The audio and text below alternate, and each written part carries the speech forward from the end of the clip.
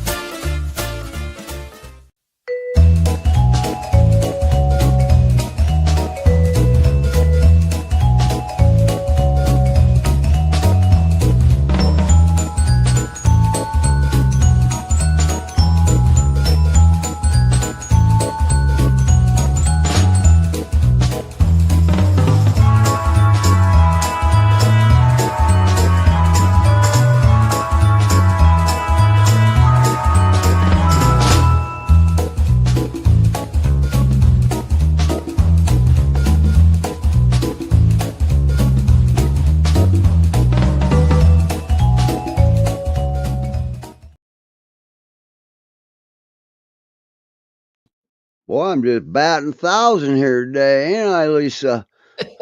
Steve, Hi, Roman. I Roman. can't find Melanie. Where did I put Melanie? There she is. You know why that didn't work this time? I took you to the other studio to show you that dog. Well, we had a great time this morning. I don't know what I'm doing. You give me too much time off, that's it. You got to completely teach me again. Start over. So, who do you have there for a foster? You have Maggie. Maggie. It's actually her last day here. She is going on transport this week. All She's right. been adopted. That's awesome. Yeah, that's cool. And Roman's here. He's going to be talking about a few things. We got a couple dogs here we want to get featured and adopted. Mm-hmm. And then we've got another dog here that we just want to show her to you. Yeah. You ever take a dog, you ever adopt a dog and you get that dog over there and all of a sudden, wow, this ain't the dog I thought it was going to be. This dog's all upside down, unstable and everything. That's why we've got her here. Okay? Because we're going to be able to show you that they're not all going to just jump in a car, go a 2,000-mile trip, get in your car or get in your home and be the perfect dog that knows your languages, your dog's languages. They're not even speaking the same language yet. Okay? And we're going to show you or give you some tips of what we can do about it at the time. Okay? To make this an easy transition. It's got to be a transition. Okay? And Roman's actually good at that. Roman did a video called "Adopted a Dog, Now What?" Yeah, that's a very good video all these years later because it still applies. Wow. So we want to get going here. Who do we want to do first, Lisa? Because I'm gonna. Wow, she got adopted, huh? She did. Maggie. Yeah. Yep. Well, how about we? Who do you want to bring up? Let's just bring them all up. Bring them all up. Yeah. Let's see who's ready. All right, I still got the wrong thing showing here. I got to bring the screens Whoever you up. can bring up. How about we bring up Debbie? Because I got to learn how to pronounce her dog's name. Right. Ursus. Ursus. Right? Okay. Well, let's play this really cool video that happened to happen, and boy, that really came out good too, Melanie. Melanie did great on these videos. Melanie did the videos this week, Roman. So here we go.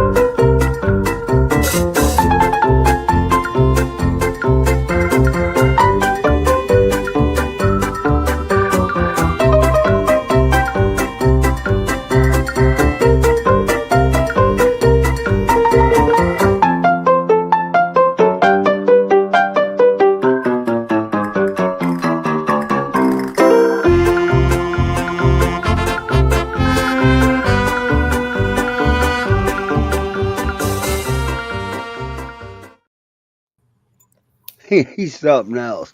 Hi, you guys. He sure does love life, doesn't he? He does. He does. And don't And let right his now he loves age fool sleeping. you guys. He is very, very active for his age. And I would have never guessed he was how old is he? Going to be 6? He's going to be 6, in Yep. May, I think. Wow. I would have never guessed he was that old. Yeah, no, he is very young at heart and active. He makes everything he does fun. He does. He is does. an easy boy. And except for cats. Except for cats. If you're a cat, then it's not so easy. And that's the only restriction he has, right? Yeah. And I would say small kids because of his size. You saw in the video, wag his tail. Very easily knock over a small child. But older kids, I think he would be fine with. We walk by the bus stop every morning, and the kids, with their parents there, say hello to him, and he's great with them. He's friendly with every person he meets. He loves people, loves female dogs. He has play dates with female dogs. So I think a home that has a female for him to have a buddy would be a good thing. But the most important thing about him is his walks. He loves walks. So the people that adopt him, yes. Hey, Libby. Isn't that Libby back there? Yes, the Libby is, yep. Libby was one of our dogs. So Libby doesn't live far from me. Nice. So we do play dates with Libby and her sister Bella. Yep. Bella's the Akbosh, he does great right? with them. Bella was the Akbosh, right? Yeah, she's the Akbosh. Libby's the sweet little peer.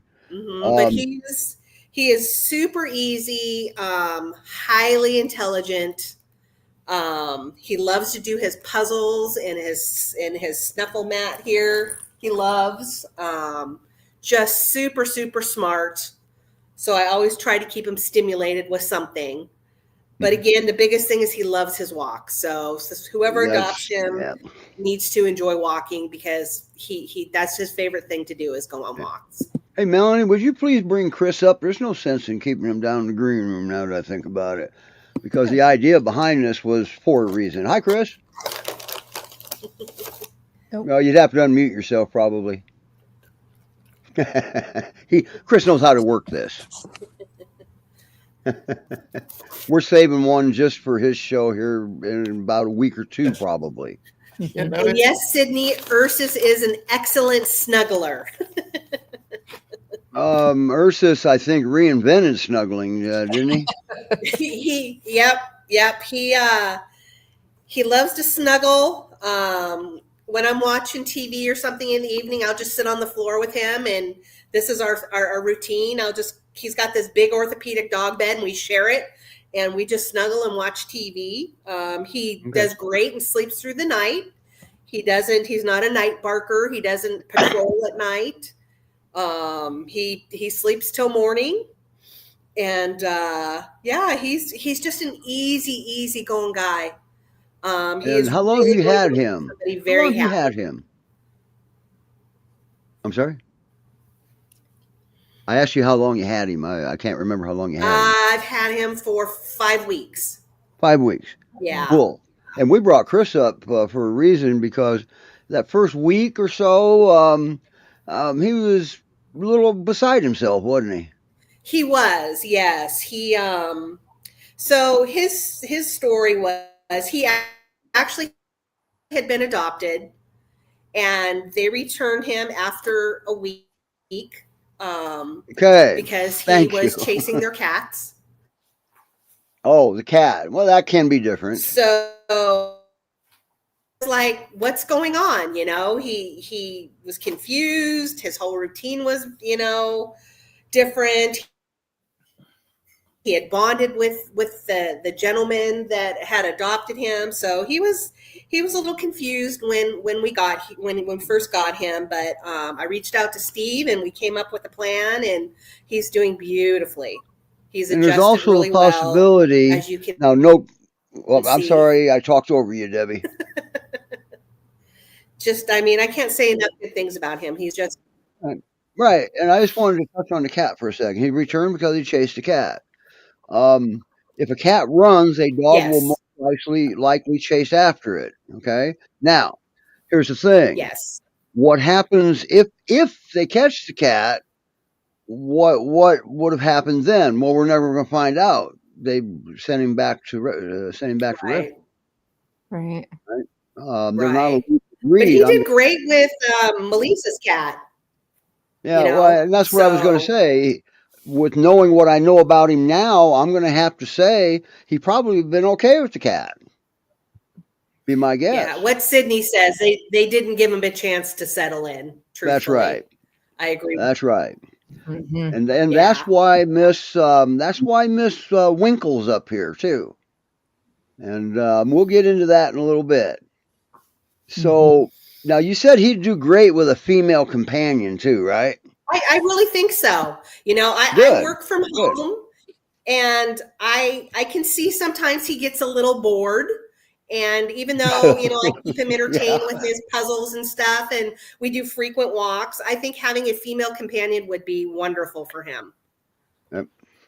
He does really well with them, and I think just having, you know, that companion and a friend would be a good thing for him. Yeah. But older children could substitute for that too, but at the same time, he's doing fine as an only dog too. Oh, absolutely. As long as, I will say, if he's an only dog, again, whoever adopts him, really, I'm serious when I say him. You have to walk him. You don't have to take him for crazy long walks, but I mean, he goes for about 4 to 5 walks a day. And some of them are just 5 minutes to the end of the street and back.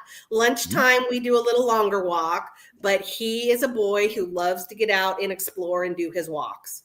And he will absolutely let you know if he needs He did too, didn't he? He taught you this. Yes. Well, he will start pacing and whining. It's like, it's time. But he does. He just enjoys his walks. So yeah, they're masters at communication, and if you don't listen, they're masters at intimidation too. That's well said. Amy or Lisa, do you have any questions for Debbie?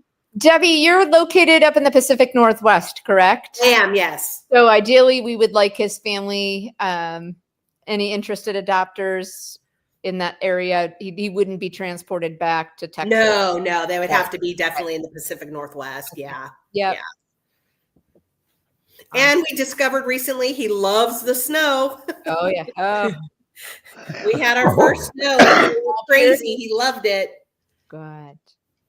Oh, I didn't even think about that. He probably hadn't seen snow until. Yeah. So when we, you know, normally, like I say, we do short walks, but the days that we had snow, he was like, "No, we're not turning around." He's like, I like this. We're still gonna walk, right? Well, he's just such so a good. good I can't dog. stress enough that Perfectly he's content. just such an easy boy. Yeah. He's just a love bug, and anybody would be so lucky to have this guy. Wow, that's awesome. All right. Great Pyrenees Rescue Society.org. That's where he's at right now. How do you pronounce his name? Ursus. So I was right. Yeah. Yeah, okay. I guess the Latin name for bear is Ursus something, Ursus arcana or something like that. So that's where it comes from, bear. I did not know that. Yeah. All right. But he's a love bug. You guys come and adopt him. You will be sorry. You'll love him. And speaking of love bugs, our next girl coming up. Well, I'm not talking about Maggie. Maggie's already been adopted. She doesn't count. Winkle, now on the other hand, I think Winkle is going to be a tough one for Chris to let go of.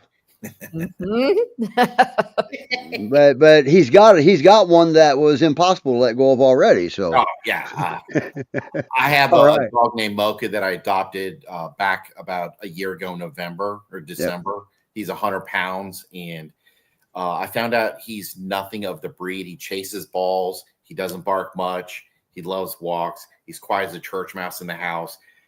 He grazes when he eats, and everyone's like, "Are you sure he's a Great Pyrenees?" My answer is, I've seen him. He is. I think so. He's everyone, but all the behaviors that everyone talks about, like she's not a grazer. She's, when food comes out, she wants to eat it all. From her standpoint, we have to now be a lot more mindful of stuff on our tables. She also barks at TV shows. She'll keep your counters cleared off for you, right? She keeps us on our toes. That's for sure. But Roman she barks. Roman was going to. We were going to do a series with Roman. What did you title that, Roman? From the fields to the table. Yeah. And we was going to. Well, anyway. So anyway, this next one we've got coming up, some of you may know, you may remember her, but I'll tell you what, I can't believe this dog is still in rescue. I know. This is an amazing girl, and she has a brand new video, and we're going to play that, and we're going to bring Bailey up.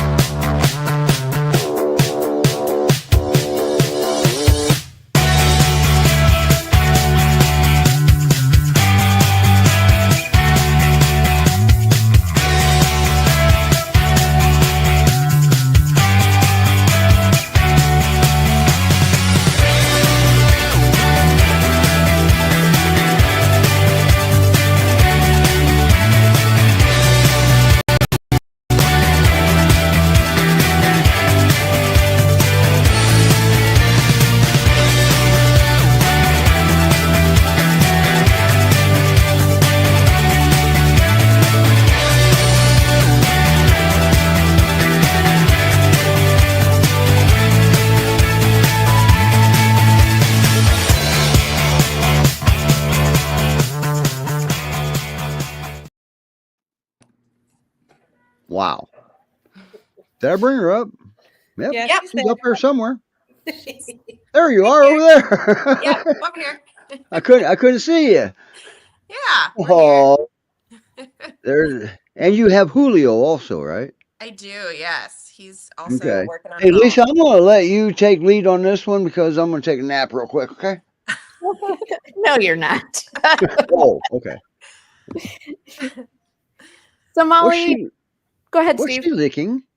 So there's frozen oatmeal and peanut butter stuffed inside of this Kong for her. Oh, that's a Kong. Yeah, a Wow. Kong of Gotcha. sorts. Yeah. So she's Cool. she's working hard on it. We did a 3-mile walk about an hour ago, so she's still kind of coming down and relaxing from that. Okay. And wait a minute. You took her for a walk. Why didn't that calm her down and tire her out? There's still just a lot of noises. So we're in an apartment and lots of dogs and construction and stuff going on around us. So anytime she hears something, she likes to let us know.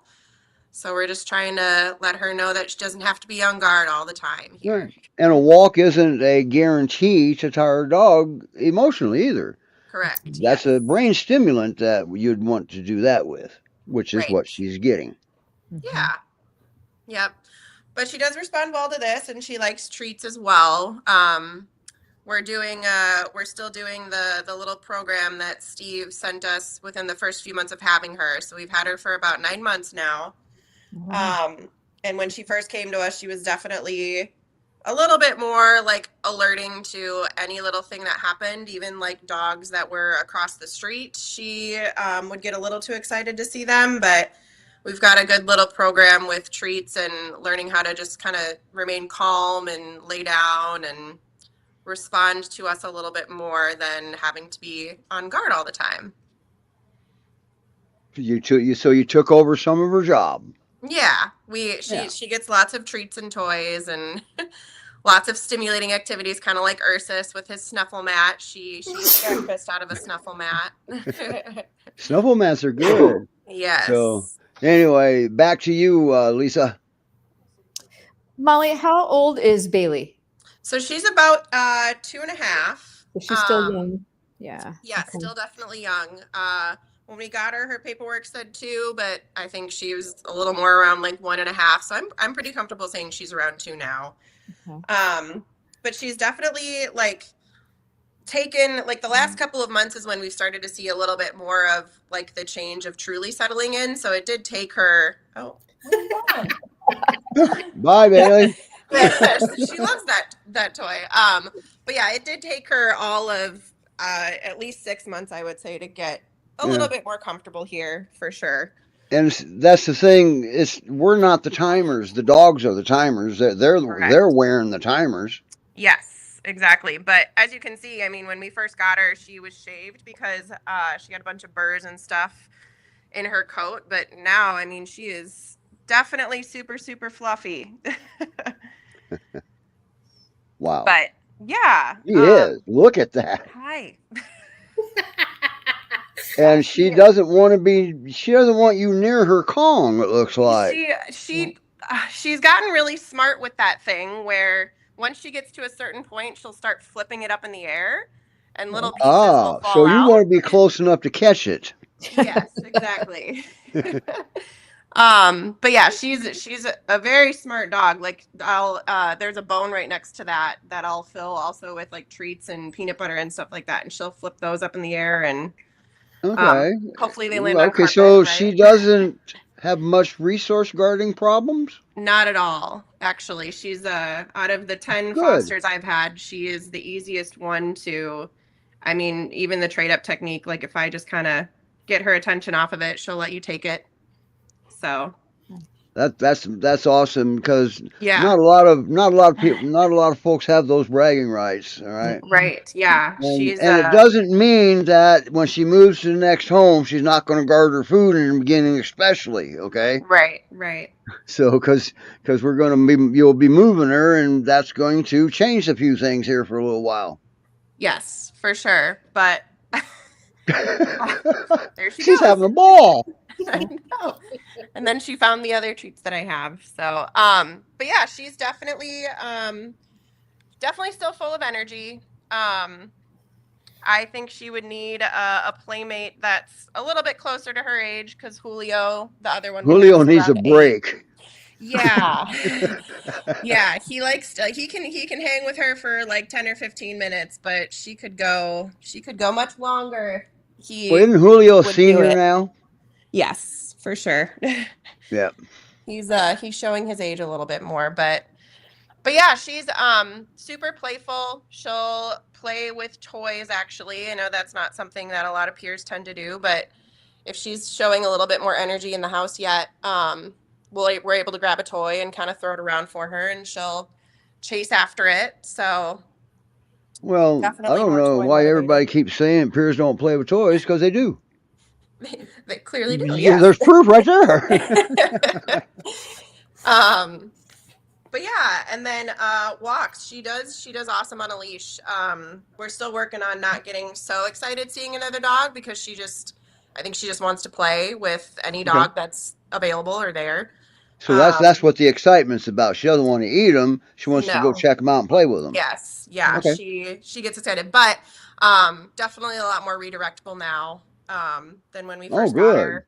And she actually, being that we're in an apartment complex, there's lots of other dogs here, and we've actually been able to start going to the dog park itself over the last couple of months, and she's made a few new friends. So, oh boy, yeah. So she's nice work. Capable. She's capable for sure.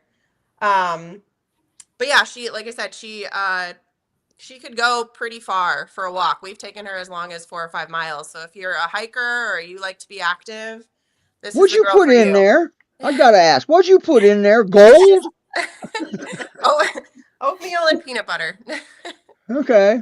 And a little bit of banana. So I've come up with a bunch of different concoctions since having her to try to keep her stimulated and off with the noise. There she is. Yeah, she's a great dog. She's super sweet. Well, that's not that wasn't excessive barking. No, and she's going to the door right now. She thinks I think might have heard the door Oh, open. well, now that could be a problem if you have a FedEx package you have to sign for. She can't sign for it. Yeah, but like I said, we can redirect her. To Well, a yeah, certain you extent. actually always could to an extent even when you first got her, because she's a people dog, right? Yes, exactly. She loves to snuggle, for sure. Come here. And she also loves her Julio too. Yes, she loves. Yeah, she definitely loves to play. Oh, come on. Come on, So Herman. now, is she going to need another dog in the home, or just recommend Yes. another dog in the home? She definitely needs another dog. I Okay, would there think. you have it. The younger the better, for sure. Just because she's still got a lot of playful energy around, but Okay. You know, when Lisa, when Molly starts getting our age, she'll stop saying that the younger the better stuff, you know? yeah, better for her. She's gorgeous. Jesus, Yes. she wears that coat well, doesn't she? Yeah, her fur has grown in beautifully, for sure. I see crates in the background. Does she do well in the crate too? Yeah, she does. We've had people come and do some work on the apartment, so we've had to put her in there per the apartment policy, and she goes in it. Oh, She okay. doesn't love it, but So she's not crazy about it. She's typically not crate trained per se then. Correct. Yes. Good. We Good. don't She's have not to. ruined to a crate then. No. And Okay, good. unless people come over that are doing work in the apartment, we don't have to put her in there. Right. She had more puppy energy at first, where she would grab like some cardboard boxes and chew on them, but she hasn't wrecked anything for at least 6 months now. So Awesome. we've gotten a lot of that energy out. Just out of curiosity, what's the last thing she wrecked? Were you able to frame it? No. I think it was a hair clip.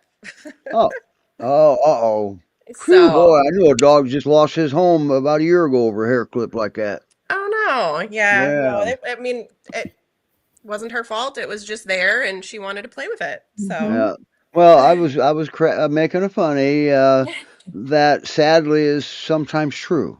yes, for sure. We got to stop blaming our dogs for everything, so you don't have to rehome them. How about that? Exactly. If you don't blame, if it's not the dog's fault, there wouldn't be any reason to get rid of your dog. Right. That's a good theory, isn't it? Absolutely. Let's try that once. Yeah. And she, I know some people say that Pyrs aren't very snuggly, but she's totally. Where are you hearing this stuff? The internet, right?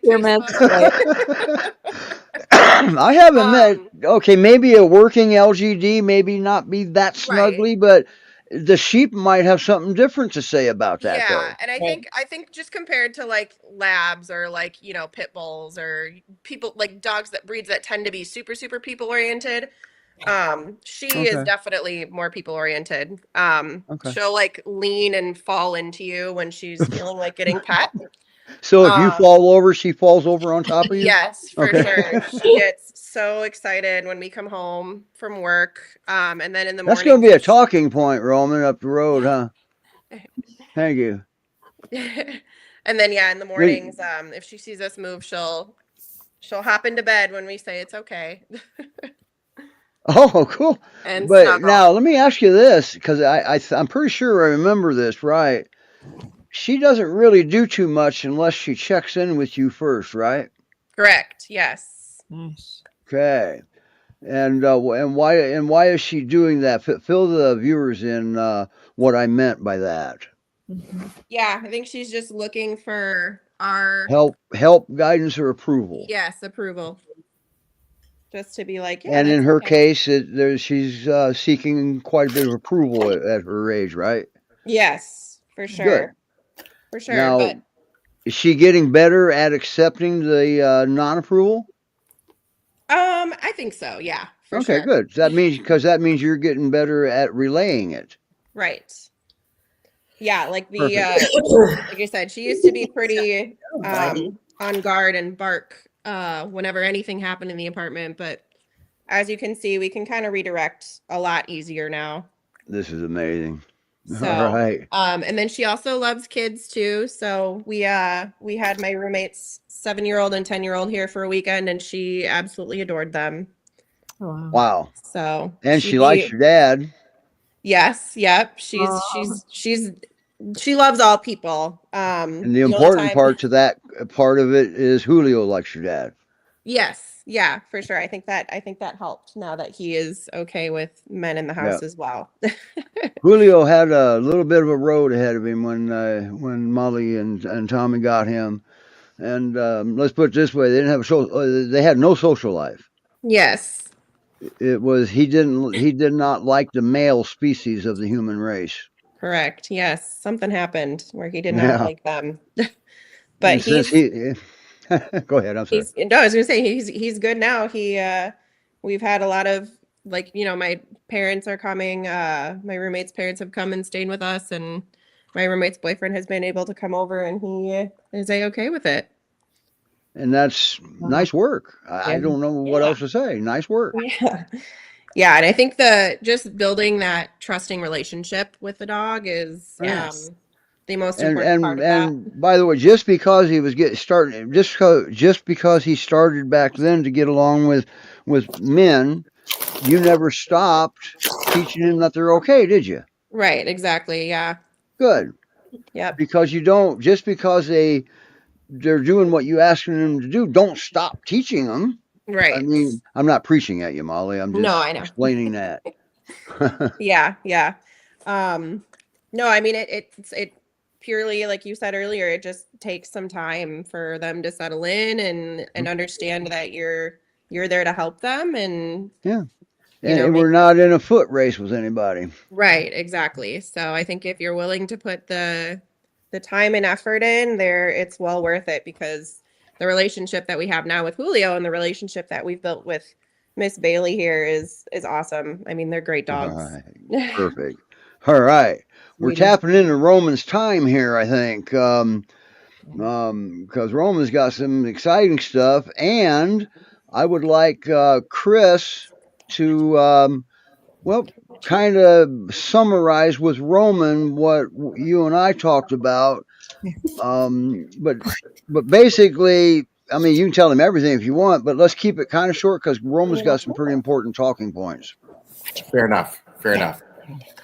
So, Crispy Hand out of Houston, Texas. We have Mocha, who's been at our house for about 15 months. He's been the lead dog, and we don't see her anywhere. Transition to come over. We picked up Winky, who's a beautiful 85-pound, one blue eye, one brown eye, Great Pyrenees mix.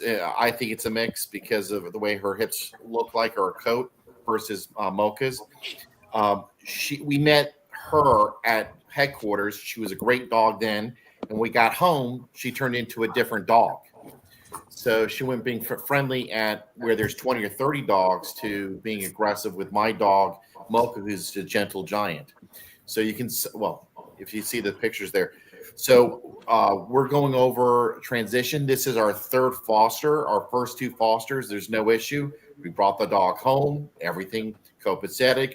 The other, and Mocha's male, walked it in, not a big deal. This one has been a little bit of a challenge, but she's a great dog. She likes walks. She likes to be brushed. She's a lover, not a fighter, but she is timid with sounds.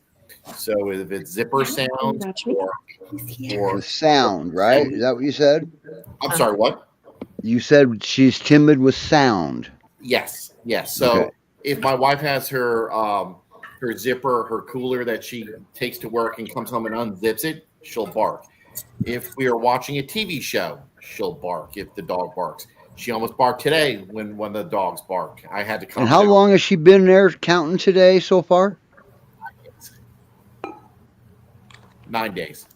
9 days. Okay. So each day gets better. And also we put up, let me see if I can take this down. We put up some children. I was going to ask you about your blue graphs there. I'll change it so you can see what's none. So you can see that we put up the baby gate.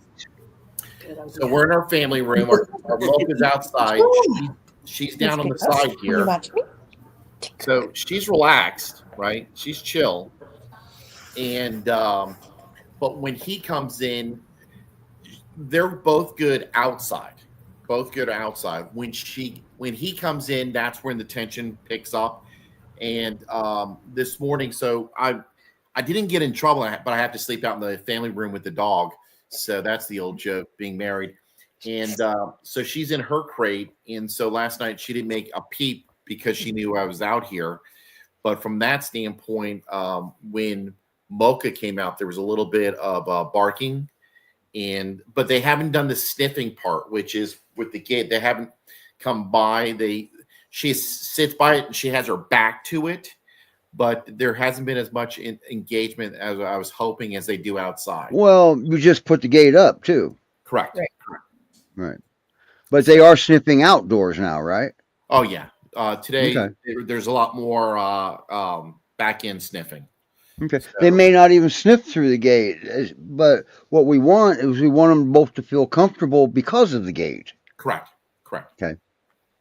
So, and whatever else happens, so they can interact safely now. And if they want to sniff, they can sniff. If they want to kiss, they can kiss. Correct. So, and they'll let you know when it's ready to take the gate down. And then if you miss it, they'll just take the gate down for you. And then today she got a little bit playful for him, and he got a little bit like, do I trust you or not trust you? I know that feeling. All right. So she started doing this, and he's like, So we're basically, we've slowed down a little bit here with those two, right? Most definitely. All right. So anyway, that's what we wanted to point out to folks. She's been there a grand total of 9 days. She is destabilized for all practical purposes, and the Great Pyrenees relies heavily on stability. We rely on stability. What do you think, Roman? Well, there is a magic word called relocation stress. Yeah. That includes all the above: resource guarding, territorial aggression, people aggression, dog-to-dog aggression, separation anxiety, you name it, it's in there. They lost their safe place, and now going into a new situation, they have to kind of get back to their old routines. The problem is if we just let them, let's call it decompress, we're not doing them a favor, because decompression is nothing to decompress, considering what the dog needs is to bond and have a guide through the entire process. So while most people think decompression, leave the dog alone to get the dog comfortable, I says, meet the dog's needs, become your trusted partner. Try to communicate, see what your dog's preferred and what not, what are the weak points, and start supporting the dog through the process. Imagine you're being dumped in a place that you haven't a clue of, you don't even know which country it is, you don't speak the language, and they let you decompress. You're hungry, you're thirsty, you don't know what to do, you feel threatened all the time, and you have nobody to rely on. That's not decompression, that's even more pressure. So that's why important is not to rush interactions with other dogs, because we don't know the dog's past history. And since behavior is very complex, just like with people, you meet the person on the street, will you get married just because he's a nice guy? No, you want the history. Right, the exes and sometimes we may not want that history. Okay, right. But it is important, especially if we put the risk on our life in place. So right. Just the same dogs, just because we feel comfortable with the dog and the dog feels comfortable with us, doesn't mean the dog is comfortable with any other situation. Right.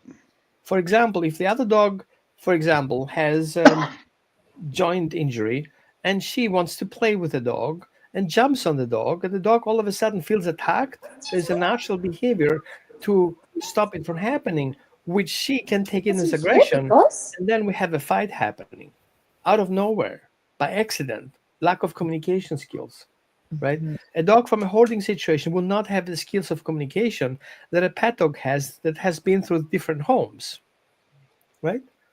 And so we have always had to take in consideration. So behavior is not one thing. It's a multiple things that come together and express themselves as behavior. Right. And there is some good news behind everything. I've heard people say many a time, and they don't come with an instruction manual. Well, Right. yeah, that's probably right, but there is an instruction manual you can pick up, isn't there, Roman? Yeah, that too. But we have a guardian dog instruction manual in form of. And we also have guardian. This is a generalized instruction manual, okay? What was that? Guardian instruction manual? Now, I did a video the other day, so I printed out the fake instructions. Gotcha. It's not in there. And so instruction manual isn't all that hard, but if we miss that need, now we're working on something that was unnecessary, and the dog's wondering what the heck you're doing. Right. Okay. So I got a quick question, if I can pipe in. So with Winky, I take her out back with Mocha, and I actually take a blanket outside, and I get down prone, right? I'm lying down flat as can be, and she'll come by me, and I just lie there with her and pet her, right? And so she's gotten very relaxed with that, and to the point where if I stop petting her, she touches me, which tells me she likes engagement. And she's probably within 15 feet of Mocha, once again, not aggressive. And she has her back to him. Like, she doesn't feel like where I lie, she can sit whatever way, but she doesn't feel defensive where she would have to look at him. She has her back to him and allows me to pet her. And also when we go out I take them for walks, but we have a pretty big backyard where I throw, stuffed animals and they chase them down, which we've had a little bit of issue. But overall, if I'm walking with both of them, I tell them, I call them over, look at me and all that stuff. And it's been working. Yesterday was really a good day for that. And even this morning or up until a few hours ago, everything's been going well. We've been waiting to get on the show since she's chilling right now. But so question, what are good examples when you talk about transitioning, right? You said don't drop them in or just don't let them, fend for themselves. What are good examples for folks like us who want to be fosters? And, I have 3 boys, different children, different needs. And what I've learned really quick is different, dogs, different fosters. And so everyone is like a unique fingerprint. And so are dogs. And so my question to you is, what are key things that we should look for, and how can we help facilitate a safer transition? Great question. First of all, think human. I know people says don't humanize dogs, which is BS, because in reality, we are both mammals. We both have family systems. We both are complex creatures. The first thing that a dog wants is safety, feeling safety. So before you do anything else, you have to be consistent. The dog needs to have his needs met, biological needs and emotional needs, before we even talk about social needs, which means start creating a routine. The dog should know what's going to happen in an hour from now. So keep an hour schedule. And once that hour schedule is consistent, the dog already calms down, and you already start communicating. So I noticed earlier you said, I get my dog's attention to look at me. Be very careful with that for several reasons. A dog who feels threatened will not be able to look at you. So asking the dog to look at you, you're exposing the dog to a threat that you haven't fixed yet. Okay. Got it. Instead, I would say, get your dog's attention and walk away from there. Show the dog that walking away, it's totally acceptable and gets you super awesome bonus. Because we're dealing with a guardian dog who in challenge situations is being bred to attack. We want a pet dog to be reframing the concept of attack to teach him another option. If you see a problem, let's walk away from it. Who cares? Walking away is totally acceptable. It's totally fine. Okay. And that gives you the option. Then the dog will look up to you, voluntarily telling you, I'm going to lose my shit right now. And you says, okay, let's go now. That communication. If the dog only learns to look at you because you told him to, then you basically take away that free communication Choice. skill. No, the Right. choice Well, of like with people. There's some Right. people who Right. like to be led, and some people who want choice to be led. Right. Well, Right. no, I've got Now- him doing a look at me instead of Mocha, and then we continue on with look at me so we can do this. I want him to be able to refocus him.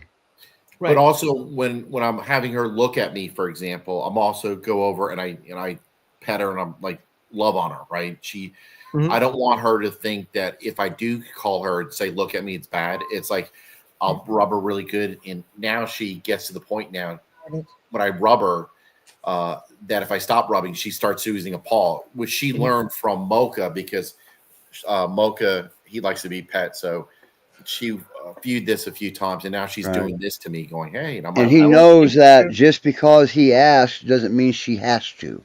correct. I want to point out that we have to be very careful. If we use the word attention, any type of word that means attention, and we pair it with affection, then it's going to mean if I want the dog's attention, I actually give him reward, which often I don't want to. All I want is attention to get the dog out of there. I don't want to reward the situation. Okay. So you want to create a neutral word that means only attention for further important information to follow. It's like, hey, honey, does it mean anything particular other than paying attention or you're in trouble? Right? So honey is totally neutral. It doesn't tell you exactly what's going to happen. But if you hear your last name, ooh, you know you are in trouble. So that's why it's important to use a name that is neutral and doesn't have any particular expectations other than solution. Not reward and not punishment. Now, if we adopt a dog who is paired with name equals punishment, then we have a problem because we have to come up with a new plan of a new name that is not directly associated with the X. Yeah.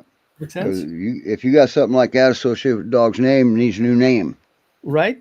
So that's why it's very tricky. And I wouldn't kind of like put it blank out there, get your dog's attention. Just like that. And that's not something that he's living to say either. I mean, don't get me wrong. I mean, we're working through a situation here that's temporary. Right. But and that's because the dog's so new.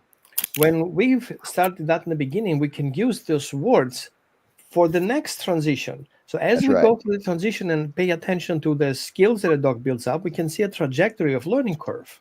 And that is what their adopter finally will work with. If You have something to give the adopter is exactly the steps you took. If we teach the dog those patterns in that sequence and then give that pattern and sequence to the adopter to follow through with it, the dog will think, this guy is one of us. He knows stuff. Yeah. He knows exactly what I understand too. So both speak the same language and you have prepared for it. So what I usually do with dogs that I work with, most of my dogs I work with are not regular pets. They're most like troubled. Building that consistency is most important thing. We don't talk a lot. The less you talk, the better, because your body language and your gestures are the feedback. So instead of talking too much, it's paying attention to the feedback. Imagine somebody reached out to you and you reach out there and they're suddenly rejected. And you're like, what happened? That is a feedback. So if your dog does something you don't want, let him know, not that you're upset about it, but you feel threatened or you dislike it by not proceeding any further. Stop what you're doing. Let him know, right now I'm frozen and I will not be able to proceed. So do something about it. And the dog offers a behavior that you like, and then that releases you. The dog should learn that he's in control of you, right? And important, we get a rescue dog with unknown past and we want to control him, we're becoming one of the problem. The more control that dog has, the safer he feels. So I want the dog to have completely control in a logical frame. I want him to tell me that he wants to go for a walk. I just take the cue, which means I want to go for a walk. Sure, I can do that for you. You want that treat I have? And sitting gets it done? Sit and you get the treat. I'm not telling you what to do, but everything that you offer, I translate it in a certain way. So the dog learns the language that I hear, and that his behavior is directly related with my behavior. But he also has choices he can make too. Right. If you see a hostage situation, the one thing that the hostage negotiator wants is for the person who has the hostages to feel in control. That makes him stable. That makes him predictable. And take the same consideration. So once you have that set and you have that communication skill set, the next thing you want to do is teach him how to not do things. That things that are inappropriate will get your feedback. You stop doing what you're doing and your dog will stop what you're doing too. So if your dog pulls on a leash and you don't move, the dog learns that pulling doesn't move. Therefore, he will stop moving, not through punishment, not through corrections, and not through treats. The treats are to reward his decision for not pulling on the leash, not to not pull on the leash. So you cannot teach a dog to not think of an elephant, right? Once you say it, it's there. So what you instead reward is the performed behavior that is in alignment. So all these little things come into place and the dog gets already his route. Then once he understands those messages and your other dog who is in the home knows those messages, now your new dog sees that the other dog is not concerned about you managing that dog, and the whole stress level comes down because your resident dog sees you managing that dog. Daddy gets it. Mommy has control of it. Yeah. And that takes him less stress. Less stress means better communication. Better communication means less problems. Yeah. I know it sounds very simple, but once you put them down on a map, how would you feel being in a strange place? What would you want to happen around you? Is that exactly what you want to offer your dog? And it's not simple. It's complicated. Well, it's not rocket science, speaking of. But some dogs, the more you get to know your dog, the easier this gets. Right. Then you can move on to other behaviors that your dog never displayed before. Wait a minute, you didn't do that when you first got here. Well, I wasn't comfortable enough to do that when I first got here. And so, and one important thing that we have to always pay attention, you have to take in consideration that your dog will show aggression, will show resource guarding, will be like, don't think he wouldn't. Go with he will, and he will do it. And it's going to happen when you're not expecting it. So set everything up for the dog not to fail and you not to be surprised. And if he's guarding his food, back off. Don't take his food. All right? Exactly. Speaking of food, I have a video here of a dog who, a little bit of a background story, was a severe case of dog fighting. Somebody who works in rescue used that dog to make money on the side. Was that a guardian breed rescue? No. Oh, okay. So, can I share the video? It's about resource guarding. Natural behavior. Okay, sure. Now we need to understand that resource guarding is a fear-based behavior. There's an emotion behind that behavior, and behind that emotion there is a thought. So sometimes when people approach dogs, thoughts are being triggered, and these thoughts trigger emotions. And then we have responses. So we're working with a new dog. We don't know about his emotions and about his thoughts, about people approaching. We can test it. For example, coming closer. If a dog doesn't change his behavior, continues doing what he does, he feels comfortable us approaching. And there is a threshold. We can be under threshold, we can be at threshold, or we can become over threshold if we come too close. Now my dog knows, it's actually a dog that I'm working with, that my approach means good things. So if I come closer, my dog thinks that I have good intentions and therefore his emotions are positive. For example, he has his favorite antler, he's cut in half. But in my hand, he doesn't know yet, I have something very yummy that he super loves. I don't even say the name. So when I approach him, I have something better. How's your bed? Good. Welcome. Now I can take that one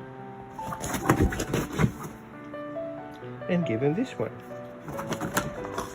You're welcome.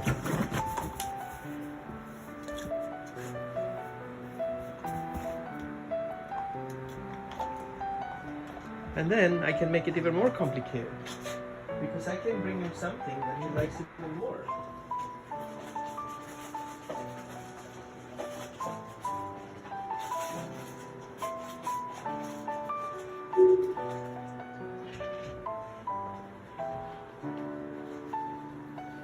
A yummy treat.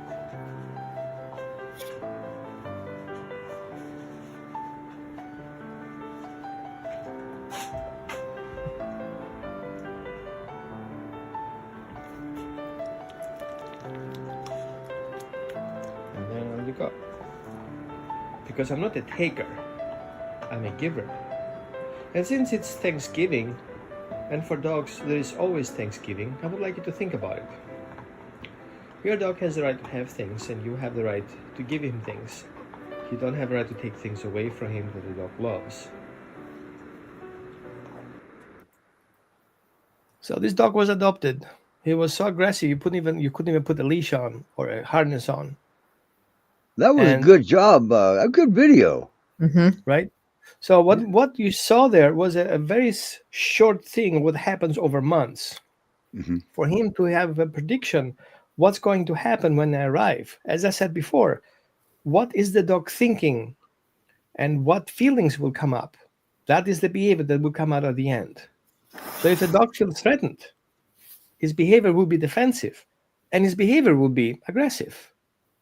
If the dog feels curious, his feelings are good, he wants what I have. So whatever you do, always think about, what does my dog feel right now? What is he thinking? And what does he want me to do? What does he expect me to do? And if his expectations are wrong, then prove him wrong. Prove him that that's not what I am. Through your behavior and through your approach. That's it. Resource guarding is not a willful behavior. We are more resource guarding than the dogs. We lock our cars, we put our partner a wedding ring on, we lock our property. We are bad resource guarders. And sometimes we teach the dog how to resource guard because we teach him that what he has being taken away from you. And some people suggest, well, take a bone away from him and take that away from him and leave him with nothing. Well, of course, he's going to learn that you guys are taking. Therefore, better safe than sorry. Keep it before they take it. So resource guarding is sometimes a learned behavior, but very often happens without the dog knowing it. It just happens because of stress. The more stress the dog gets, the more resource guarding he will do. That's it. I got a question with that, Roman. You have 1 minute. Okay. Okay, sorry. I was going to say, because with Winky, she doesn't get defensive. She just wants to eat all day. And it's like where I'm used to having a grazer versus someone who eats all day. I would rule out hypothyroidism. On the grazer? Yep. It could be an underlying medical condition. Could be medical. It could be a medical condition. We have to take in consideration that guardian dogs need more food because of the metabolic system. And especially if they're working. Up to 30% more food. Maybe the dog is just hungry. Maybe you need to up the fat content. Makes sense? Yeah, and that's what when we hear of a dog that, like say a Pyrenees that doesn't do what most of the other Pyrs do, blah, blah, blah. The first thing we look at, okay, is this dog feeling well? Okay, now it could just be that's his personality. Don't get me wrong. That can happen too. But we got to kind of put our minds at ease. Okay, especially if we work with you. Now, boy, what a show! So thanks, Roman. Yes, thank you. Yeah, good. I gotta go because I have an appointment for another Pyrenees. Yep. And I've got one coming up too here in about a half hour. Bye, Roman. Thanks. Thank you so much. Thank you. Bye. All right. Were there any questions down in there? I think Roman typed. Yep, he did. Except I missed it until just now. Yeah. Because He should have just said something. Anyway, let's see if we can end the show properly, and unlike the way we started it. You have any, what was your question, Chris? It was about the grazing, right?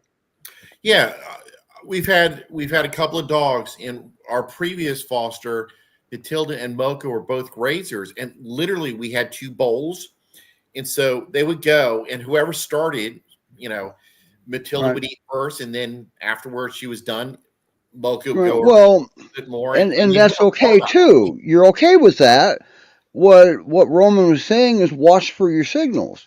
Yeah. Okay, if your dog's got something, you may not even know your dog has it. Like, I don't know what he's eating back here, but he may.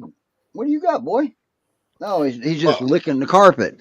But look for the indicators, especially a new dog. If you're trying to see what he's got, and next thing you know, he picks it up and runs. Okay, back off. Yeah. Back off. Find something to trade with. Yeah, she hasn't growled with any food. If a bowl wasn't metal, she would eat the bowl, right? And it's just, and we feed her. We're feeding her a couple of cups. Mocha gets like 4 or 5 cups a day. Oh, so this is Winky that can't get enough to eat. Is she underweight? No. Is she eating to store ahead like hibernating bear? Well, the joke is she looks like she needs to just go for a lot more walks. That could be, but I would check with your director or your foster coordinator, whoever it is you guys check in with. Right. Okay. So, I would let them know that because, I don't, but she's still a puppy. She's also still growing. Right. So, but if you're not sure, verify it. Okay. All right. Well, wow. Lisa, you have anything to close with? I don't. No, we have some wonderful dogs here for adoption. Ursus up in the Pacific Northwest, and we have Bailey who's looking for her forever home in Texas. And we're going to be featuring Winky here before too much longer. Where in Texas is Bailey located? Houston. Oh. Houston, yep. Okay, that's where we are. Okay. Yeah. You guys are neighbors. Well, Houston is this big. Not on the map. It's only about that big. Okay. During rush hour, it takes 2 hours to get across town. I don't know. Molly, meet Chris. Chris, meet Molly. Molly is also one of the co-hosts for the shows. Yep. Okay. Yep. That. Anyway. We met through Matilda. Now we're going to be seeing Mocha pretty soon too, because we want to kind of get to know a little more about him. He's a cool dog. Yeah, he's mine to stay, but people want to know about the breed, and I use him at our farmer's market, and we walk through the farmer's market, and people are like, "What is he?"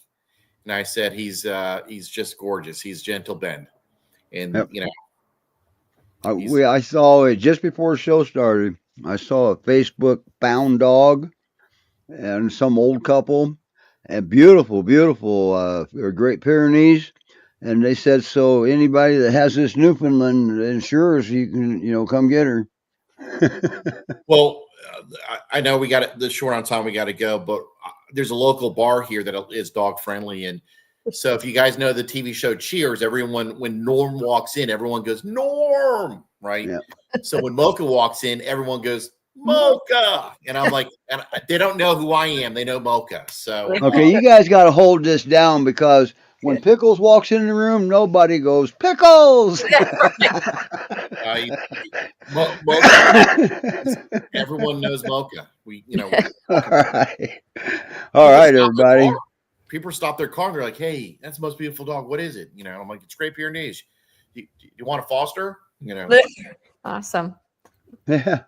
Hey, you're welcome for the show. We're going to be doing it again next week and week after. Roman's going to be coming back. Roman's got good information. He gives you another perspective, another good trained set of eyes to help you through that. Helps you look, another set of eyes to look at it. Mm-hmm. And so that's amazing. And always remember, no two trainers act alike. Me and Roman probably act the closest, but because we're kind of on the same page. We don't do harm.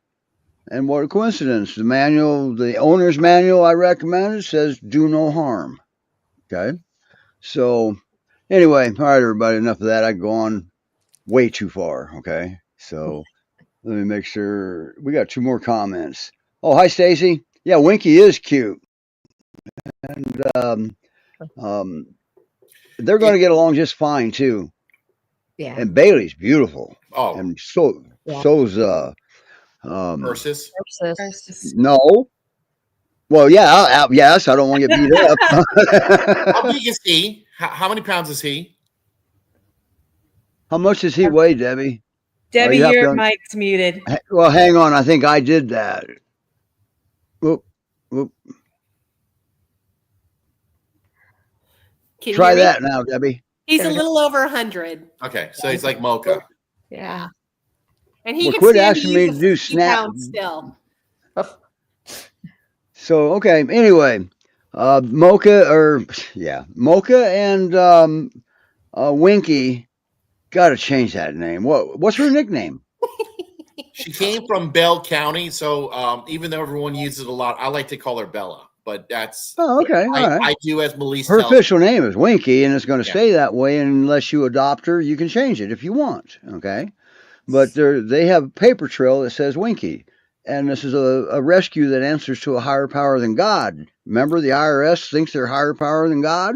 All right. So, boy, they're learning something different, aren't they? Right. And she's a little over a year old. Right. We're going to get her settled in here another week or so, and we're going to get her on. We're going to feature her. Yep.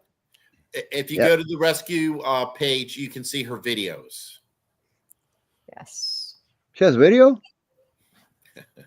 She has videos. Oh, I know she has some video. If you go But to she the doesn't rescue- have a. Well, we're going to make her we'll have Melanie. We'll ask Melanie to make her one of those cool promo videos. She can, but at the rescue page, the Great Pyrenees rescue page, she already has a couple of videos up. Yeah. Well, she can probably use clips out of that too. Oh yeah. Oh yeah. So anyway, all right. Hey, what's your weather doing down there in southern Arizona, Lisa?